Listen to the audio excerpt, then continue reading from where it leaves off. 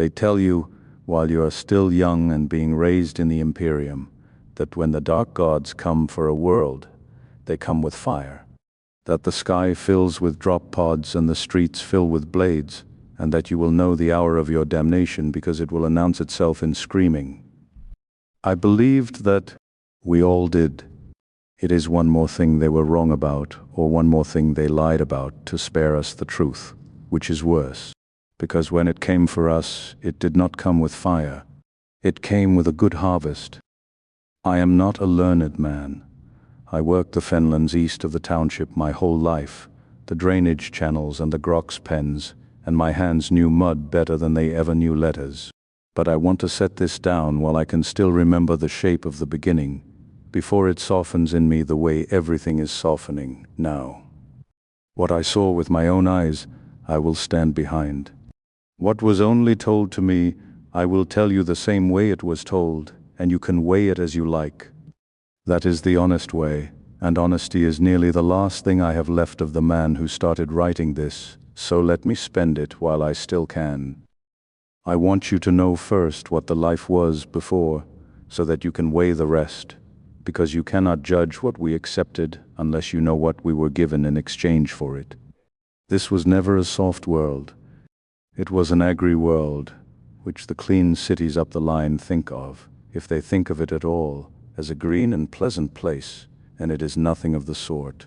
It is mud and long hours, and the boot of imperial authority on the back of your neck, from the day you can carry a load until the day you fall down and are carried off.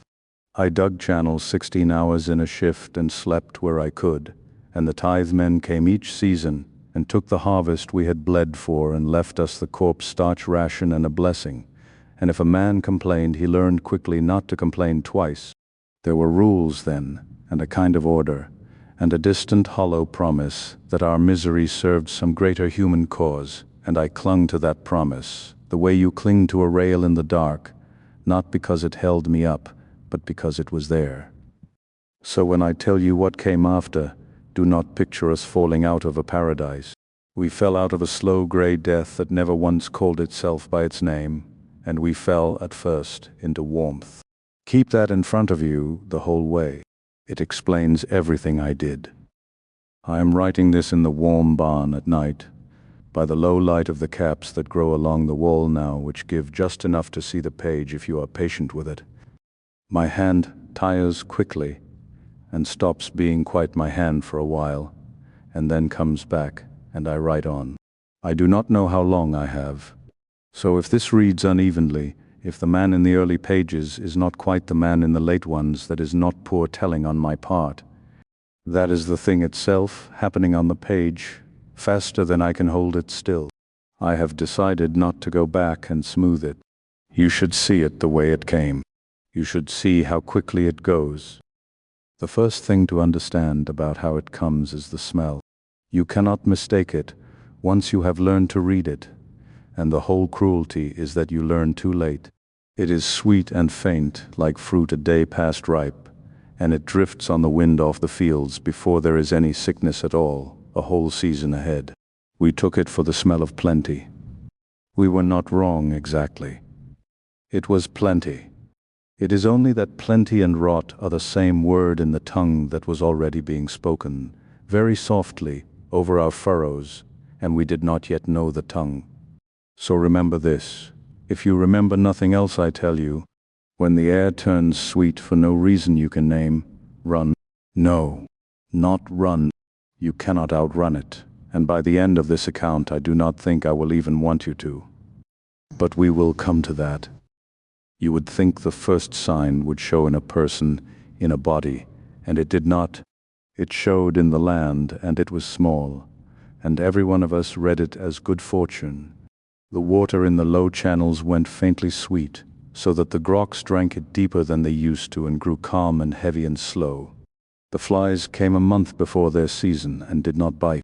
The rot in the compost pits, which every year gave off a hard, sour reek that turned your stomach at 50 paces, that year gave off instead a smell almost like warm bread, and we stood over the pits and breathed it and told one another what a fine, mild season it was turning out to be. Every one of those was a word in the tongue being spoken over us, and we heard them all, and we thanked the Emperor for each. And that is the truth I have the hardest time carrying. Nothing was hidden from us. It was all there in plain sight and plain smell, and we welcomed it because it came dressed as kindness, and we were starving for kindness, and we asked it no questions at the door. That autumn was the finest anyone living could remember. That is the part no one believes when I say it, and it is the truest part, so I say it first. The grain came in heavy and early, the grocks fattened without our labor, and the fenrot that took a third of every yield in an ordinary year simply did not come. We thanked the Emperor for it. We held the harvest right in the square under his statue, and we meant every word of it, and I remember standing there with a full belly for the first time in years, thinking that perhaps our luck had turned at last. We were half right. Something had turned toward us. We only had the name of it wrong. There was a thing that happened that autumn that I have never been able to set anywhere in my mind. In the old drainage sump at the bottom of my own section, where nothing had grown in living memory but a scum of gray algae, there came up overnight a ring of pale soft caps, each the size of a dinner plate, set in a circle, so even a man might have drawn it with a cord and a stake. I stood over it a long while. There was no wind that morning, and yet the caps stirred, very slightly, altogether the way a sleeping animal's flank stirs, and from the middle of the ring came that warm bread smell, stronger than anywhere else on my whole section. I did not tell a soul. I could not have said why. I only knew, standing there, that something had chosen that spot, and that it was pleased, and that its pleasure was somehow aimed at me. I went back to my work and dug my channel, and kept clear of the ring for a season, and when I next went near it, it had spread to twice its size. And that time I found myself standing inside it and not outside, and I was not afraid, and the not being afraid frightened me more than any fear could have. The first of us to fall ill frightened no one. Why would he? It was old Pell who kept the mill, and he took a fever and a cough, and we brought him broth and sat with him the way you do. But here is the first strangeness, and we did not read it as one. Pell did not die. An old man with a wet cough in a township with no medici worth the name, he should have died, and instead he settled into the sickness the way a man settles into a warm bath, and he stopped getting worse, and he stopped getting better, and he simply stayed. Gray and damp and coughing, and he said, more comfortable than he had been in 20 years. His joints stopped aching. He slept without pain for the first time since his wife died. He told us this with a kind of wonder, and we were glad for him, and one by one across that long mild winter, we began to catch what Pell had, and one by one we found that he had been telling the truth. Pell became in a way the first of us, though none of us thought of it like that at the time. He gave up the mill, not from weakness, but because he no longer cared to grind, and he took to sitting in the doorway of it wrapped in a blanket, gray and easy and content, and people began to go to him. Not for grain. For the sitting with him, there was a peace that came off the old man like the warmth off a stone that has lain all day in the sun, and you would go and sit in his doorway with your own troubles knotted up tight in you, and you would come away an hour later with the knots loosened and not quite able to say how. He would tell you in that mild, wondering voice about the pain that had left him, 20 years of it gone in a single night, and about how he slept now, deep and dreamless and warm, and you would find yourself envying a sick old man his sickness and not once thinking that strange. That is how it worked on us.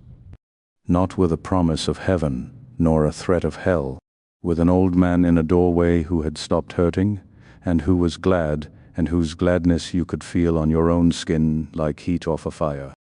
I have to be careful here, because this is where it becomes hard to explain to anyone who was not inside it. You will want me to say that we were afraid, and at the very start, a few of us were. But you have to understand what the sickness actually did, which was that it took away pain. Not only its own pain, but all of it. The old aches, the hunger, the cold, the grinding fear that is the true weather of a life under the Imperium. My back had been ruined by 20 years in the channels, and one morning that winter I woke, and it did not hurt, and I wept, and I did not yet know enough to weep for the right reason. When a thing that has hurt you your whole life stops hurting, you do not interrogate it. You are grateful. And gratitude, I know now, is the door. It is always the door. They do not break you. They relieve you, and you open the door yourself, and you thank them for the chance. And here is a thing I have to make you understand, because it is the center of everything, and it is the part the clean cities will never believe of us. That winter, for the first time in my life, the township became kind. When the hunger lifted, the small mean grinding that lives between hungry people lifted with it. When the pain lifted, the short tempers of aching bodies went with it. And when the fear of death began to loosen its grip, and I will come to how we loosened along with it, we sat together in the evenings. We shared what we had, and we had much now. Men who had not spoken a soft word to each other in 30 years of working the same channels sat shoulder to shoulder and actually talked, of their lives and their dead, and the small things they had never had the room to say. I had lived in that township 4 decades, and never once known it, and that winter it became, for the first time, something like a family. And we did not stop to ask ourselves whose family we were becoming, because the warmth was real, and warmth does not ask for your papers at the door. That is what I need you to hold on to. The kindness was real. That is not the trick failing. That is the trick working. By the turn of the year everyone had it, and no one called it sickness any longer. We called it the change, or the gifts, or we simply said that we had been touched, and we said it quietly, almost with pride, the way a man mentions an honor he does not quite dare to boast of. And this is where I have to teach you the thing we learned that winter, the reading of it, because without it, you could not live in the township for a week and not give offense. It goes by signs, the way you tell a good mushroom from a killing one. If the sweetness comes off the skin only, the change is still young in a man. If you catch it on his breath while he speaks to you, it has taken him deep. And there are those over whose shoulders, in the failing light of evening, there stands a faint green haze, barely there, and those you learn to heed above all the rest, because they have been accepted furthest, and they see what the rest of us do not see yet.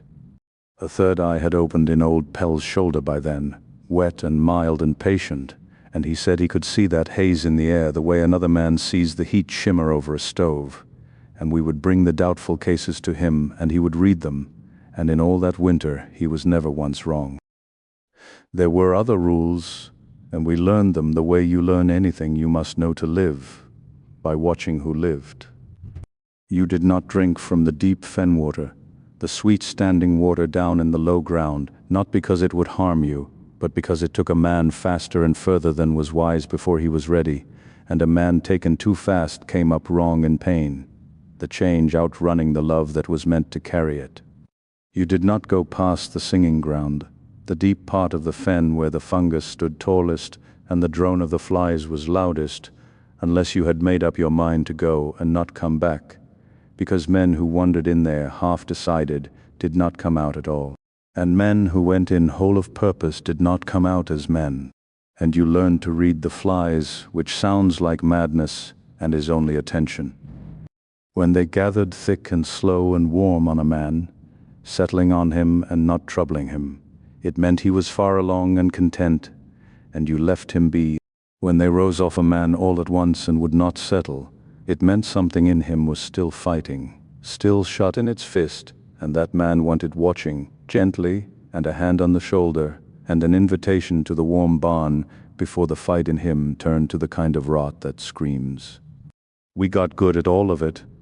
That is the part I think the clean cities could never stand to hear, not the horror of it, but the ordinariness that we learned the signs of our own damnation the way you learn weather, and went about our days inside it, and were for the most part, and God help me, I have to use the word, happy.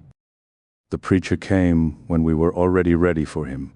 That is how it is done, I think.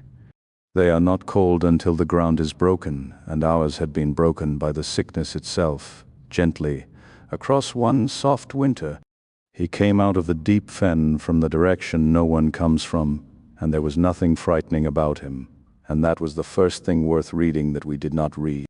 He was heavy and unhurried, and the same sweet smell came off him that came off our fields that autumn, only stronger. And when he spoke, the reasonable part of whoever heard him lay quietly down and agreed. He did not curse the emperor. He spoke no ill of anything at all. He spoke of the thing we already felt but had no words to name, that we had been spared, that we had been taken in, that the pain lifted from us had not been lifted by accident and not for nothing, but out of love, and that the love had a name, and the name was Grandfather. He did not preach it the way the imperial priests had preached at us, from above, in a hard voice, with a list of the ways we had failed. He sat down among us on the barn floor in the warm, and he spoke as if he had all the time there was, and he asked us questions and waited for the answers, and he was the first authority any of us had ever met who seemed to want nothing from us at all. When a man told him some small grief, the loss of a wife, a back gone bad, a life spent in mud for a tithe that took it all away again each season, the preacher did not tell him to endure it for the emperor. He was sorry for it. He said so plainly, and he looked the man in the eye while he said it, and the man wept, because no one in authority had ever once been sorry for him in his life. That was the whole of the preacher's method, if you can call a thing so gentle a method. He was sorry for us. He thought we deserved better. And the terrible part, the part I still cannot get around even now, is that as far as I could ever tell, he meant it. There was no falseness in him that I could find, and I looked in the early days, because some small shrinking part of me was still looking for the trap. I never found it. The trap was that there was no trap. He truly did love us, in the way his God loves, and his God's love is real, and is warm, and is patient, and will rot you down to broth and thank you for the gift of yourself while it does. He told us we had spent our whole lives fearing the wrong thing, that the Imperium had taught us to fear decay and rot and the falling apart of things, to fear the very way of the world by which everything that lives becomes in the end something dead and then something living again. And what is there to fear in that, he asked, if the falling apart is only generosity? Grain rots so that new grain may rise. Flesh settles so that the worm may take it, and the bird the worm, and the bird fall and settle in its turn. And in all of it there is nothing wasted, nothing thrown away, nothing condemned. Only one endless circle of taking in, and at the very heart of it, one who loves every part of the circle the same, the whole and the sick, and the living and the rotting, and who loves you, exactly now, gray and damp and eased of your pain, and loves you without ration, without measure, without one single condition. We wept, listening to him. You have to understand that no one had ever told us we were loved without condition. The Imperium loved our labor. Grandfather, the preacher said, loves you. He gave us a whole way of seeing in those barn evenings, a way of looking at everything that turned it inside out and made the horror into a mercy so gently. You never felt the turn. Nothing is lost, he would say. Think of it. In all the Emperor's cold universe, they teach you that things end, that the grain is spent, the beast is butchered, the man dies and is gone, and that you must hold on, hoard your little heat against the dark, because when it is gone forever. But look at the fen, he would say. Look at the compost pit. Nothing there is gone.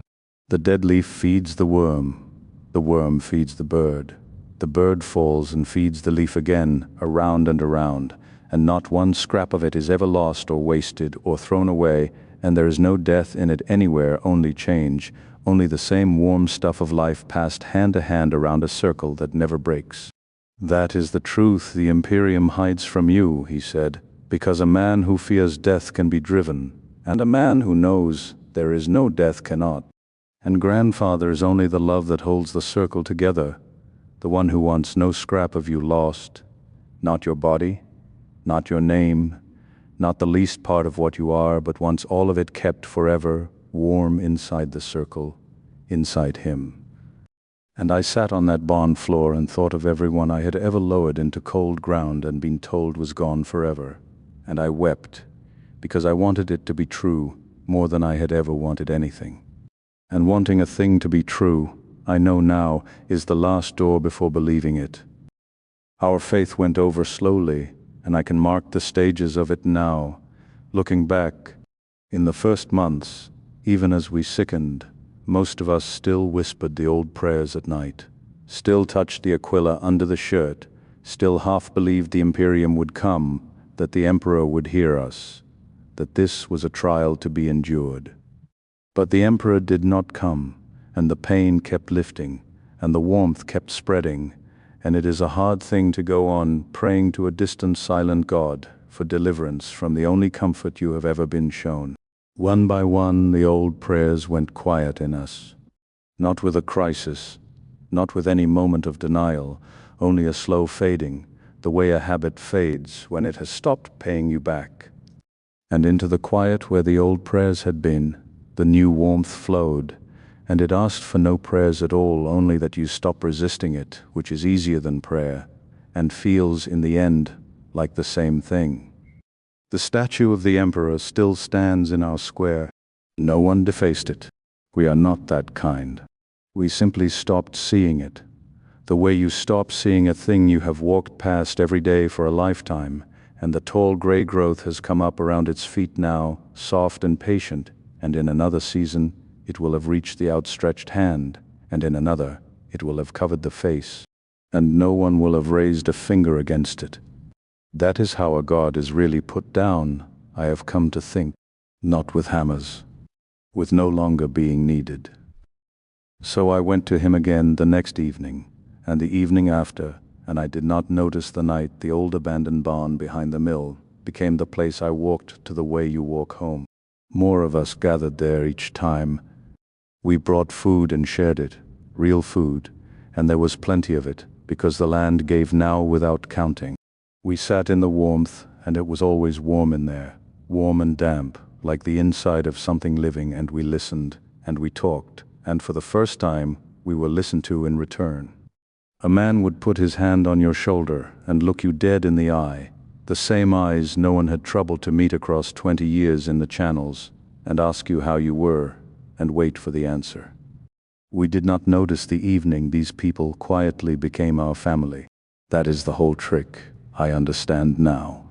They did not break us with fear, they broke us with kindness, and kindness costs less than fear, and holds a great deal harder. I learned their faces in that barn the way I had never been let learn anyone's. I learned that the old fenwife who dressed the sores of the changed had buried a husband and lived alone in the dark of the marsh for years before the family found her, and that all the tenderness she poured out now came from a well the Imperium had dug in her with its own neglect. I learned that the man who tended the barn's one lamp had worked the same channel gang as I had, a shift ahead of me for 11 years, and that we had never once spoken, and that now we could not stop. That we sat late most nights and traded the small buried things of 2 lives, spent 100 paces apart, and never touching. That is what the warm barn was. It was the first place any of us had ever been listened to. And I have thought about it a great deal in the times since, and I have decided that this is the thing the Imperium never understood about how a world like ours is lost. They armored us against fear. They made us hard against the whip and the drop pod and the blade. They never once thought to armor us against being asked kindly by someone who waited for the answer how we were. Against that we had no defense at all. None of us. There is no drill for it.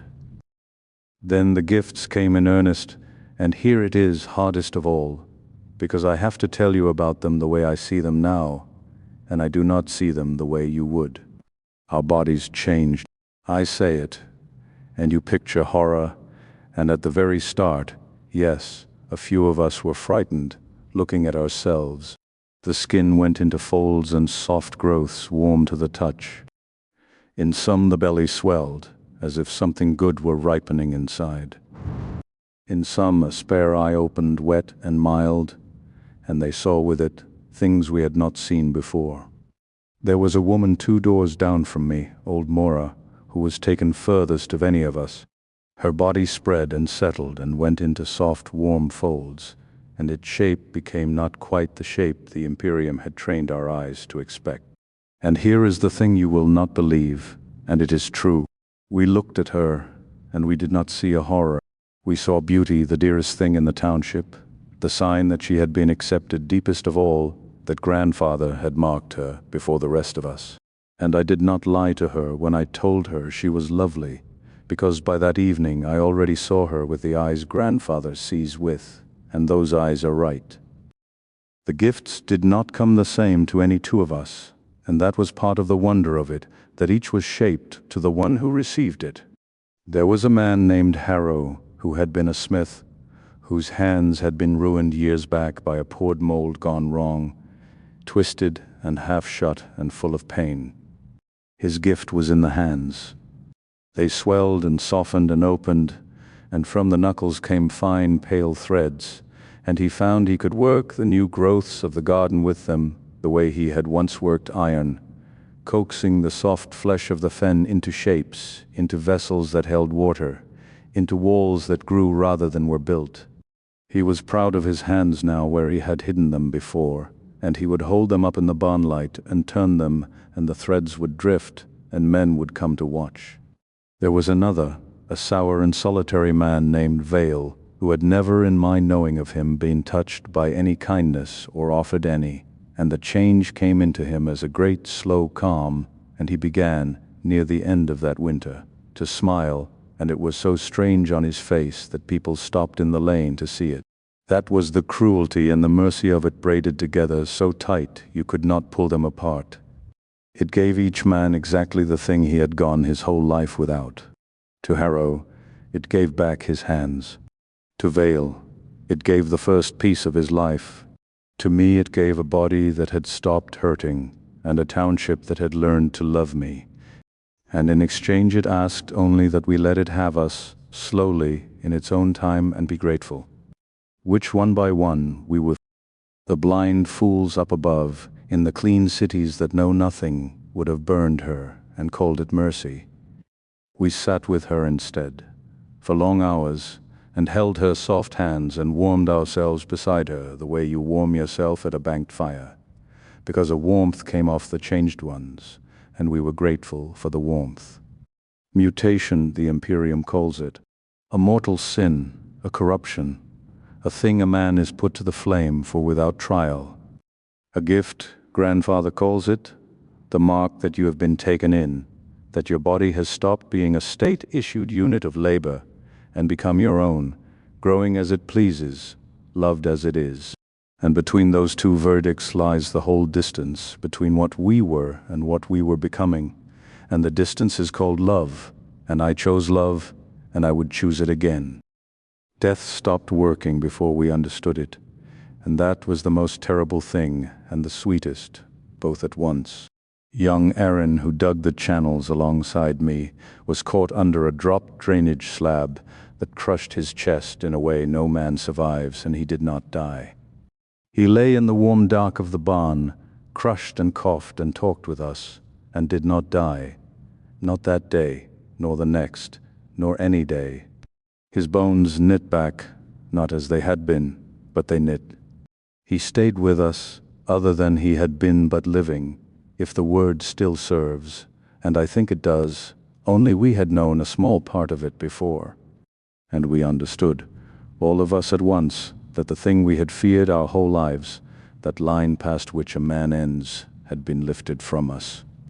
We had nowhere left to fall. The Imperium had held us in its fist by the fear of death for 10,000 years, and grandfather opened the fist and said, "Do not be afraid, you cannot fall any further. I have caught you, I catch everyone, I drop no one.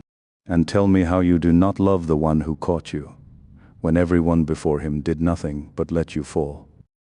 And once you have seen that the falling has stopped, once you have watched a man walk away from a hurt that should have ended him, Something goes out of you that you did not know you had been carrying, and you do not want it back. All my life I had held myself a certain way, braced, careful, the way you hold yourself on ice, because the ground could always open under you, and there was always the drop. That winter the drop closed up.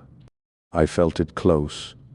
I cannot describe it to you, except to say that a man who has been clenched his whole life against a fall does not know, until it is taken away, how much of his strength went into the clenching, nor how tired he was, nor how much he would give to set it down.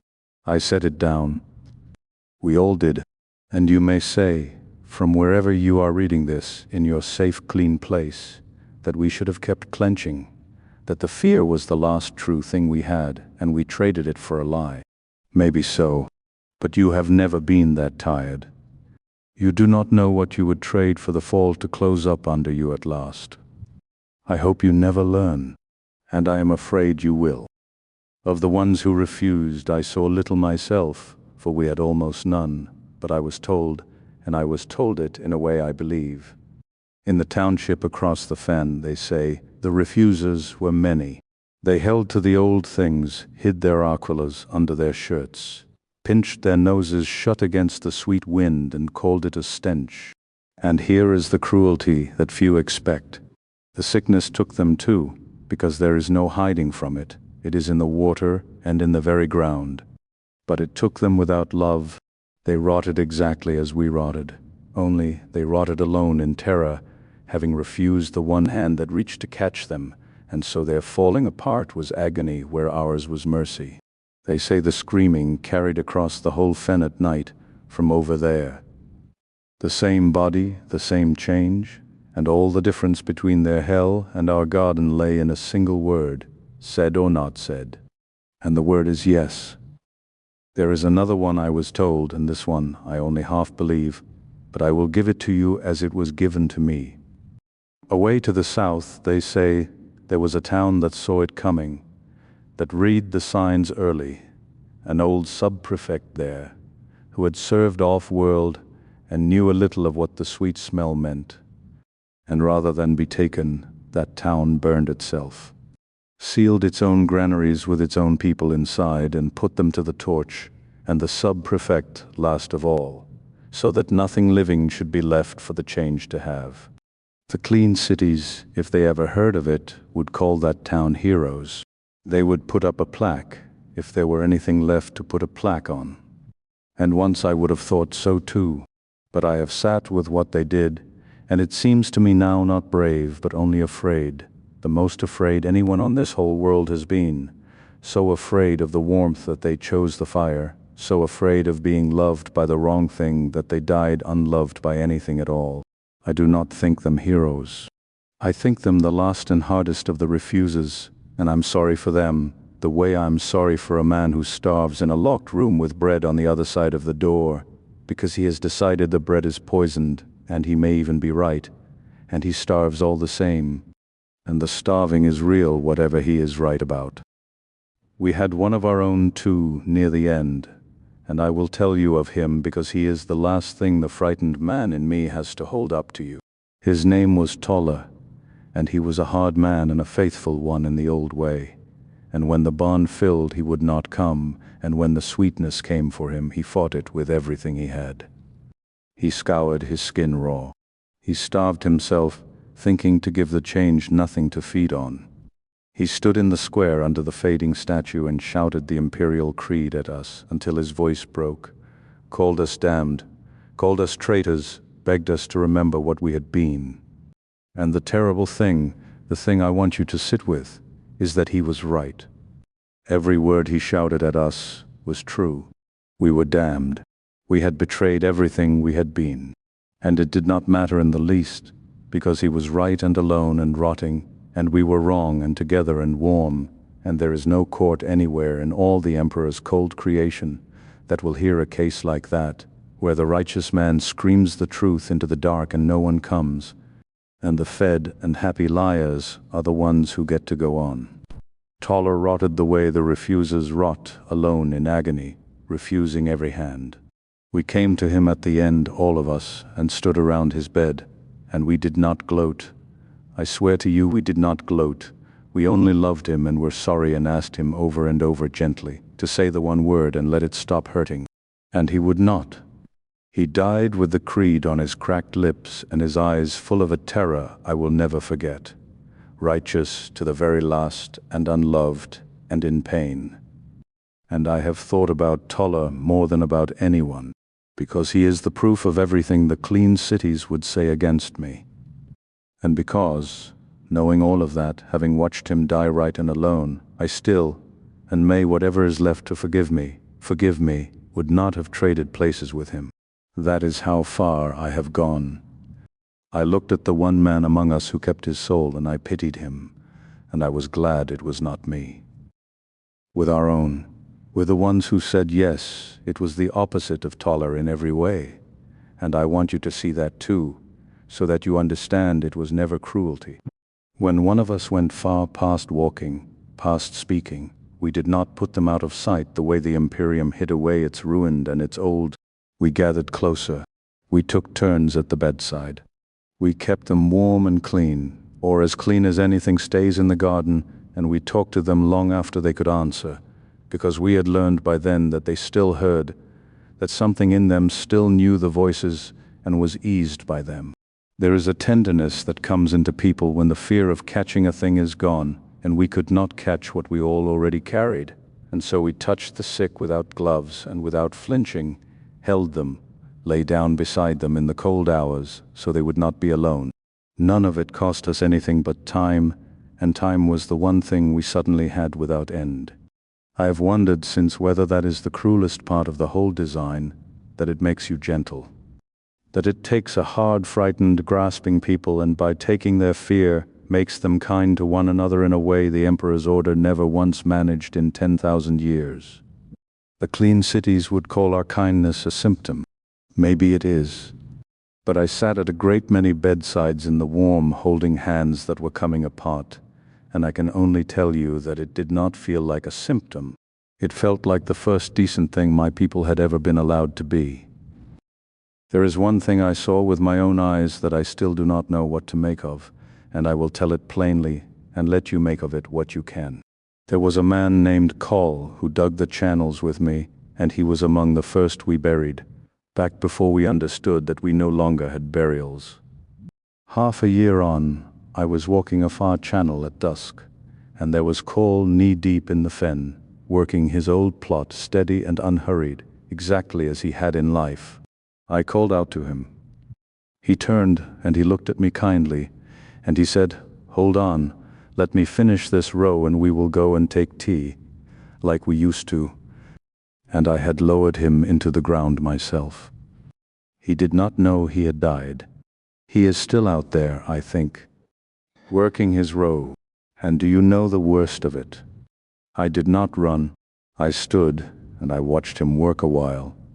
And I went away quietly so as not to disturb him, because he was calm and he was content, and I had already begun to envy the content. And there was the mill. Pell had given it up, as I told you, and the great stone stood idle in it, and no one worked it.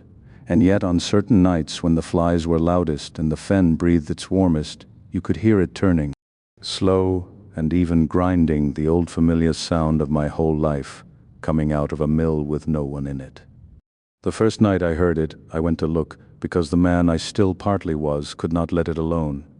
And I stood in the doorway where Pell used to sit, and the stone was turning slow and sure, with nothing driving it, and nothing on it to grind, and the sound of it was not frightening. That was the thing. It was homely. It was the sound of work being done, of the world going on, of a place still alive and busy in the dark. And I stood and listened to a mill grind, nothing for no one, and I found it a comfort, and I went back to my bed and slept well. I tell you these things, Coll in his channel and the mill in the night, not to frighten you, though the man I was would have wanted to frighten you with them. I tell you because I want you to understand what the fear turns into, if you let it, if you stop fighting it. It turns into company. The dark stops being empty. Everything that was lost is still there, still working, still near, and it does not want to hurt you. It only wants you to stop being lonely. And after a lifetime in the mud, that is a very hard thing to keep saying no to. There is one more of these I will give you, and then I will stop, because I can see them frightening you, and I no longer wish to frighten you, though I will keep my promise and tell it true. When you walk the fen alone at night now, and I do often, for I sleep little, and the dark is warm, you come to feel that you are not walking it alone, not followed. Nothing so cold is followed, accompanied. There is a sense of someone at your shoulder, keeping pace, easy and unhurried, and if you stop, it stops, and if you speak, and I have spoken, the drone of the flies seems to soften around your voice as though something were leaning in to listen. The man I was would have run from that until his heart burst. But it is not a hunting thing. I have felt hunted, in the mud, under the tithe men, under the whole cold weight of the Imperium. That is what being hunted feels like, and this is the opposite of it. This is being watched over. This is the feeling you had when you were very small, before the world taught you better, that someone large and kind was in the next room and would come if you called. That feeling was a lie then. The Imperium saw to it. Out here in the warm dark, walking the rows among the growing dead who used to be my friends, that feeling has become, for the first time in my life, simply true. Something large and kind is in the next room, and the next room is everywhere, and it will come if I call. And soon, I think, I will not even have to call. Every so often the changed among us would call a festival, and here I have to show you the strangest turn of all, because I no longer feel about it the way you will. When a new sickness moved through the township, we did not fear it. We honored it. I remember the bloating fever that came through one spring that turned the skin a papery yellow and made the eyes weep pink, and under the Imperium the sanitation men would have burned the quarter to contain it. We held a procession instead. We walked the sick through the lanes at the head of it, on litters, garlanded, and the changed ones sang. And the smell of it was overpowering, and we breathed it in like incense, and were glad, because the fever was a visit, a token that grandfather had not forgotten our small township out in the mud, but had sent a piece of himself to dwell in us a while. Those the fever took hardest, we honored most, for they had been chosen to carry the most of him. I marched in that procession.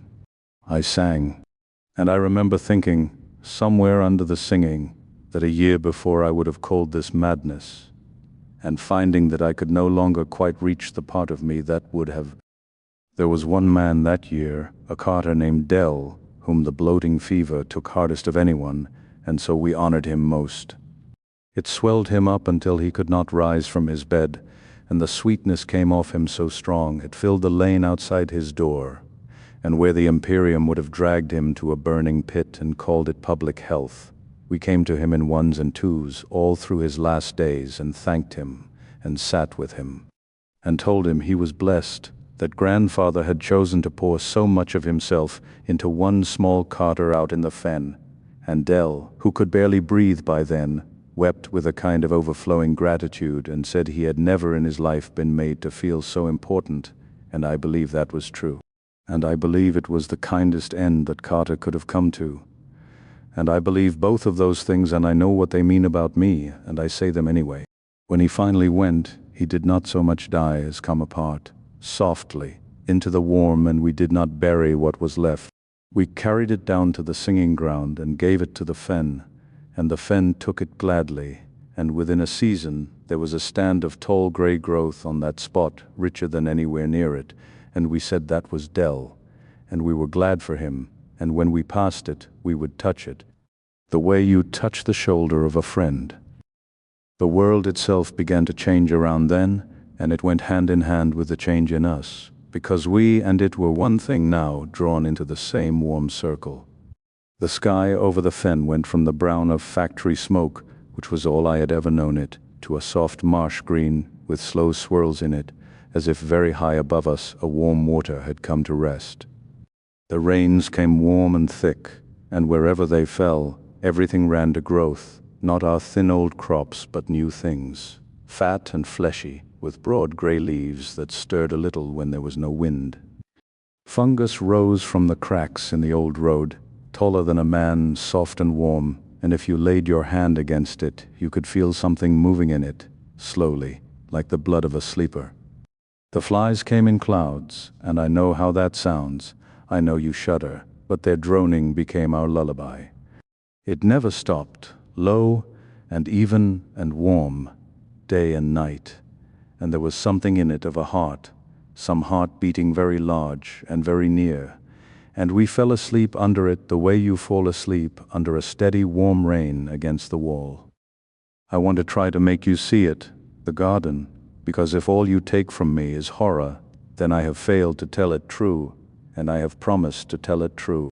Picture the fen at evening, the marsh green light coming down soft, and the tall grey growth standing in their thousands with their broad leaves stirring where there is no wind, and among them the pale caps glowing faintly, their own low light, so that the whole low ground seems lit from underneath. Picture the warm rain coming, thick and slow, and where it falls the ground answering it, everything leaning up into it, drinking. Picture the flies over all of it in their great slow clouds, and the drone rising and falling like breathing, and no cold anywhere, no cold at all, the first winter of my life with no cold in it. It was beautiful. I have to tell you that it was beautiful out there in the ruin of everything I had ever known, and that we walked in it in the evenings, those of us who could still walk, and did not hurry, and were not afraid, and felt held. The Imperium had given me 40 years of grey mud, and a sky the color of old smoke. The thing that ate my world gave me one season of a garden lit from within, and told me it was mine, and told me I was welcome in it. And after 40 years of the mud, I could not, in my heart, call the garden the worse of the two. That is my confession. That is the whole of it, really. When the choice came, dressed as it was, warm as it was, I could not honestly say the Imperium had earned my saying no. The days pass strangely now, and I want to set down how, because it is the part no one imagines. You think a world given over to the dark gods must be all shrieking and fire and horror without pause. It is not. Most of it is quiet. Most of it is ordinary, or a warm, soft echo of ordinary. We rise when we feel like rising, which is a freedom I never once had in my life, and we tend the growing things which need little tending, and seem glad of the company. We sit with one another in the long green evenings. We go and listen to the mill turn. We visit the ones who have gone into the ground, sit in Harrow's living house, touch Dell's tall grey stand, walk out to where Vale lies spread thin across the calm. We are not busy. That is the strangest gift of all, to a man who has worked 16 hours a shift for 40 years, that there is time now, warm, slow, endless time, and nothing that must be done in it, and no one standing over you to see that you do it.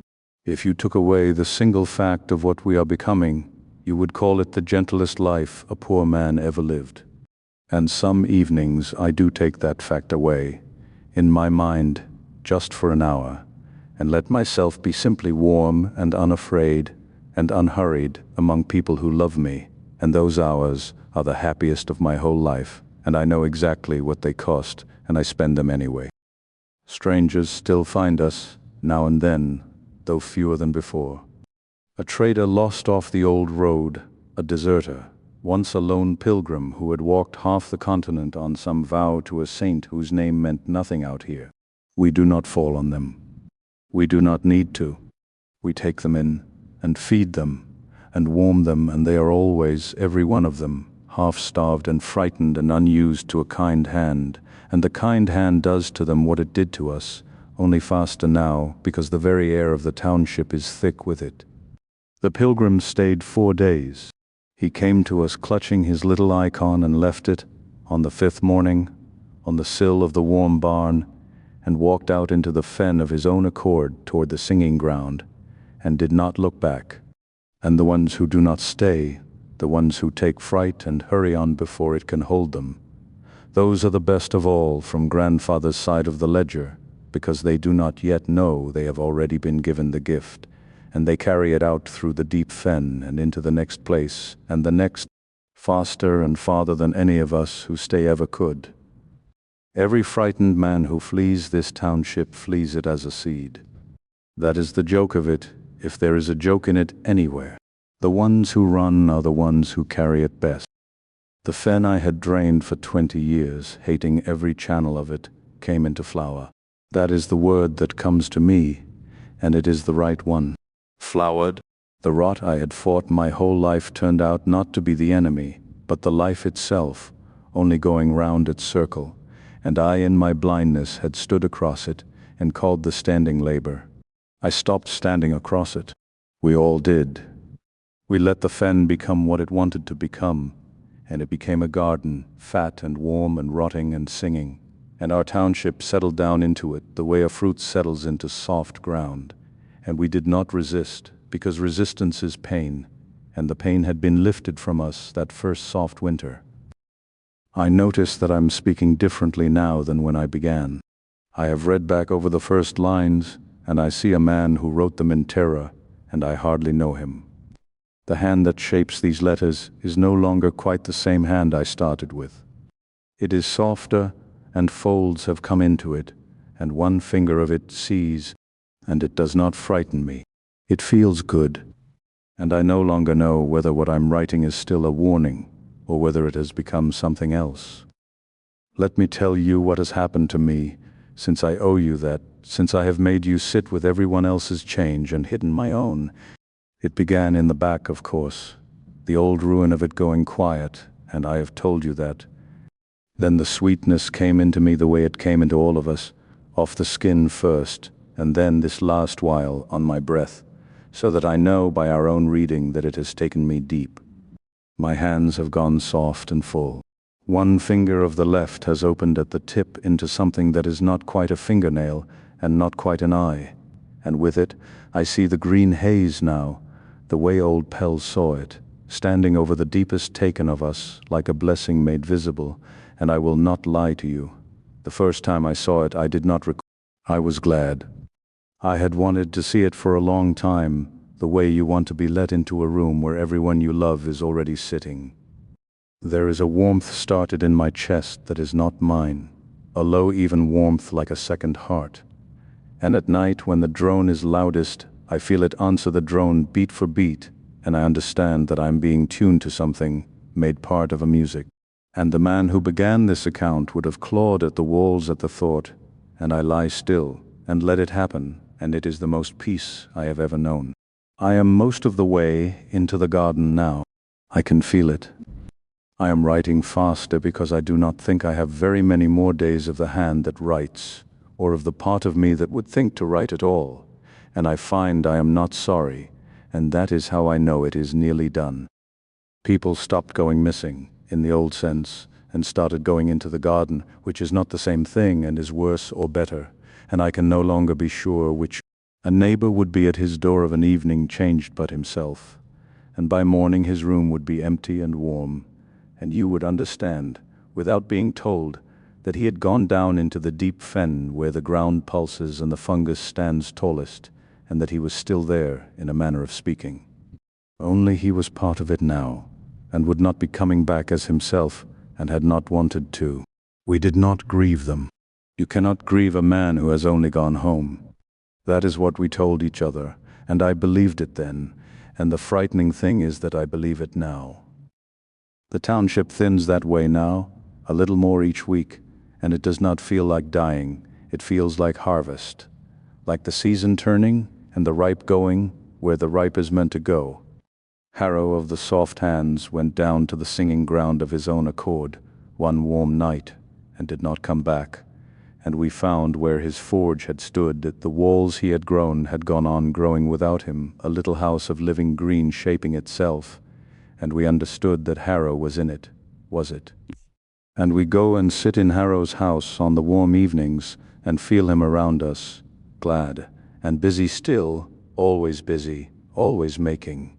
Veil of the late-come smile is out in the fen somewhere, part of the calm now, and on the stillest nights the whole low ground has a peace on it that was not there before he went, and we say that is Veil, spread thin across the dark, at rest at last, and I think we are right. One by one the faces I learned in the warm barn go into the ground that fed us, and they do not leave us. That is the thing, they only spread out, and the garden grows a little more full of the people I have loved. And the walk through it at evening grows a little more like walking through a crowd of old friends who have all finally stopped hurting. I walked out to the singing ground myself, once, all the way in, though I had kept the rule and stayed clear of it for so long. I do not fully know why I went. The pull of it had grown very strong by then, a low sweet call under everything, and one warm night I simply rose and followed it. I will not be able to make you see what is down there. The growths stand 3 times the height of a man and lean together overhead into a kind of roof, and the light of the caps is thick enough to read by, and the drone is so deep and so total that you feel it in your teeth, in your chest, and behind your eyes, and it is not a noise any longer at that depth. It is a presence. It is the breathing of the thing the whole fen has become. The ground gives underfoot, soft and warm and slightly sprung, like flesh, and I understood, standing on it, that it was flesh, that I stood on the outside of something vast and living and half asleep and content, something that had been my world and was becoming a single body. And all my lost friends were in it, spread through it, part of it, and it knew that I was there and was glad of me, the way you are glad in your sleep when someone you love lies down at your back. I stood there a long time. I could have stayed. Part of me wanted to lie down on the warm ground and let it take me then and there, and I do not entirely know what brought me back out again, except that I had this to finish, this letter, and some last thread of the old man in me wanted it done and left where a living hand might find it before I went.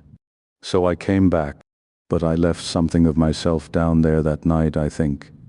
It has been calling the rest of me ever since. It will not have to call much longer.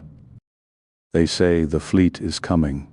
The rumor has been drifting through the fen for some time, carried by the few wanderers who still reach us, that the Imperium has learned of our world, that somewhere very high up the slow gears of the great machine have turned and rendered a judgment, and that one day the sky will crack and they will come.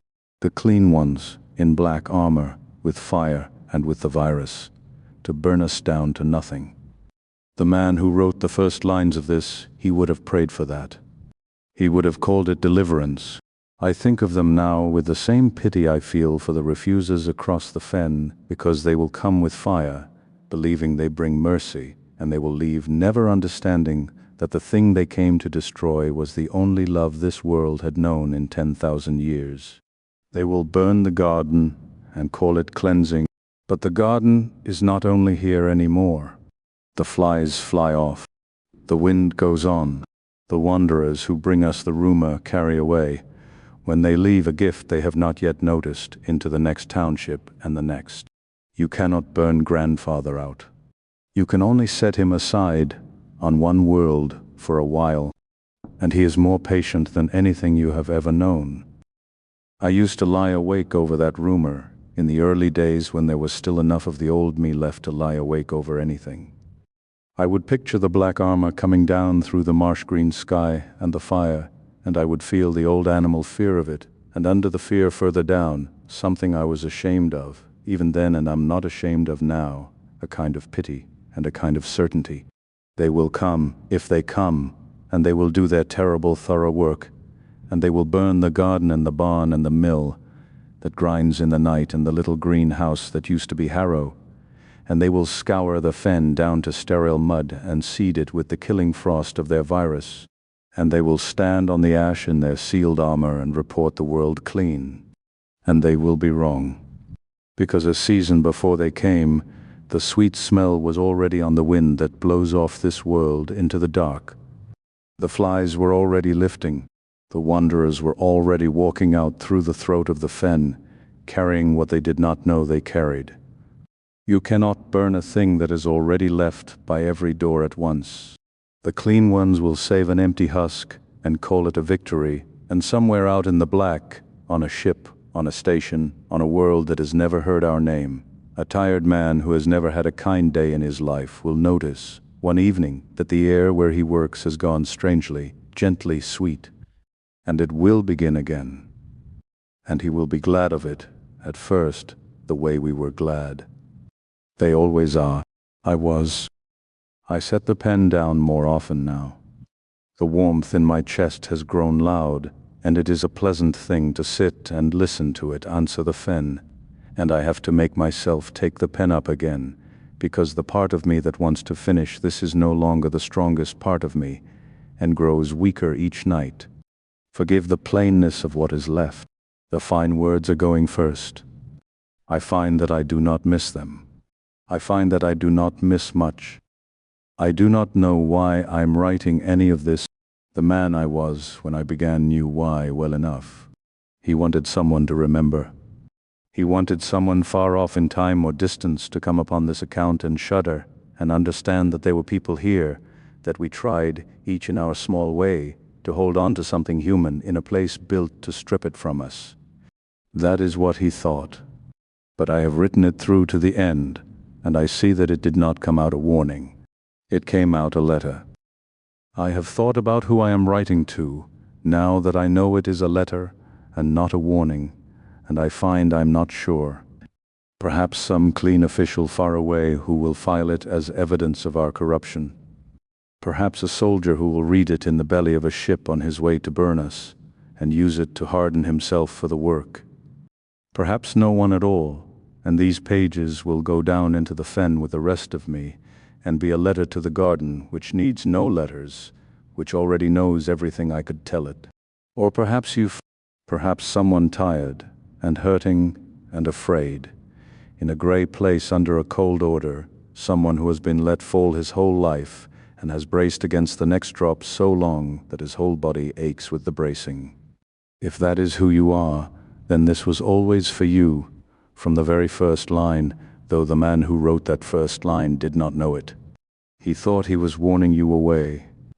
He had not yet understood what he had been given to offer.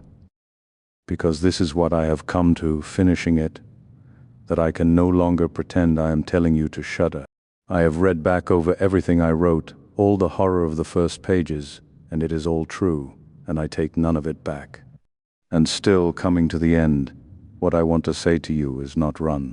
What I want to say to you is the thing the heavy preacher said to me in that warm barn a long time ago, when I was still shut tight in a fist and did not know a fist could open.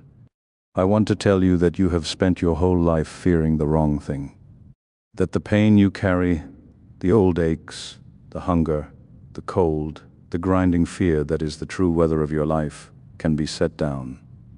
That there is one who loves you without ration and without measure, loves exactly you, exactly now, as you are, and will love you when you go soft, and when the folds come, and when one finger of your hand begins to see. That the death you fear is not a wall, but a door, and on the far side of it, it is warm. I know how this reads. I have not forgotten that I began this account in terror, meaning to make you shudder, and I have kept every terrible page of it, because it is true, and I promised you the truth. Read it again, the whole of it, the sores and the rot and the coming apart of everyone I loved, and then hear me tell you, at the end of all of it, with the sweetness on my breath and one finger of my hand grown into an eye, that I'm not sorry, that I am warm, that I am loved, that I am about to go down into the garden among my friends and be kept there forever with no least part of me lost. And ask yourself which of us you believe, the man who was afraid or the man who is no longer afraid. I have been both. I know which one was tired all the time and which one is at peace. I am only telling you what is on the far side of the fear you have carried your whole life. I'm telling you there is a door in it, and the door is not locked, and it was never locked, and behind it someone has been waiting the whole time to take the weight off you at last. Do not be afraid. That is all that is left for the man who began this in fear to say. Do not be afraid of the sweet smell on the wind when it reaches you, and it will reach you. Do not pinch your nose shut. Do not turn away, like the ones who rotted alone across the fen, refusing the one hand that reached. When it comes for you, and it comes for everyone, for you, for your township, for your world, for everything that lives and therefore one day rots. Do not bar the door. Open it yourself. Say yes. It is warm here. You are wanted here. You are loved here. Come to us. Grandfather will catch you. He catches everyone. He drops no one.